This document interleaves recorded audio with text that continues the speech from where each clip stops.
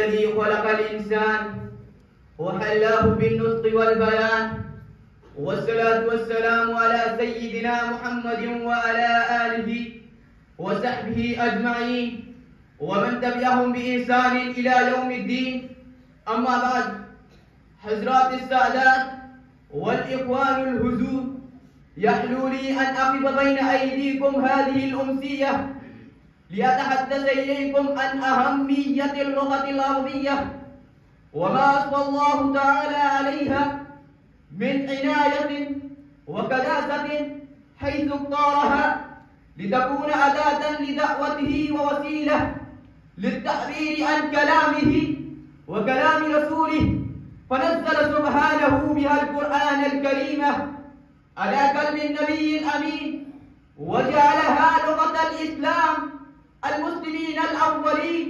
وبقي دينه القويم الحق مؤيدا لها رافعا مكانتها إلى أعلى الذرى، وبقيت هي وسيلة وحيدة من وسائل الإيمان والتشريع وسبيلا يفضي إلى العلم بالدين. فالصلاة مثلا وهي عماد الدين وعموده، لا تتم إلا بالقرآن ولا تصح إلا إذا تليت سورها بالعربية كما أنزلت من الله تعالى، فازدادت العناية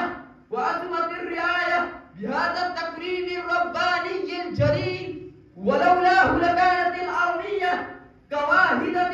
من 100 اللغات المنتشرة في مشارق الأرض ومغاربها، بل لولا القرآن لأصبحت نسيا منسيا منذ أمد بعيد، وإنه بلا شك لشرف عظيم، حيث إنها لغة القرآن وسنة ولغة الإسلام والمسلمين، ومن ثم حرص عليها سلفنا الأقدمون حرصا بالغا لم تخرج لغة غيرها في روايتها وترتيب قواعدها واستكثار أصولها وإحصاء مفرداتها واستيعاب الشواهد عليها وضبط كلماتها وموازينها وتعطية الفصحى إلينا في سياج منيع ومن الصون والعناية. فهذه اللغة أيها السادة الأكارم ما بقيت وما نفذت وما استمرت إلا كحسنة من حسنات الإسلام، ولقد خلا عليها الإسلام من إعجازه ونفع عليها القرآن من نفحاته. فإذا كان الإسلام خاتم الأديان، فإن الكتاب الكريم هو الكتاب المعجز الذي قد خلا على هذه اللغة بركة من بركاته ونفعة من قدس هذا الدين فبعض الناس يفهمون وبعضهم لا يفهمون، ولكن يطرق له كل مسلم على السواء. وسوف تبقى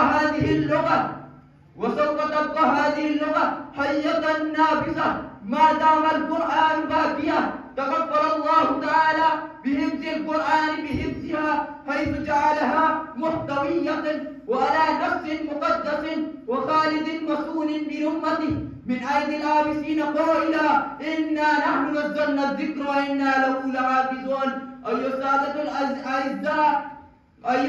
الأعزاء، فهذه اللغة والسلام عليكم.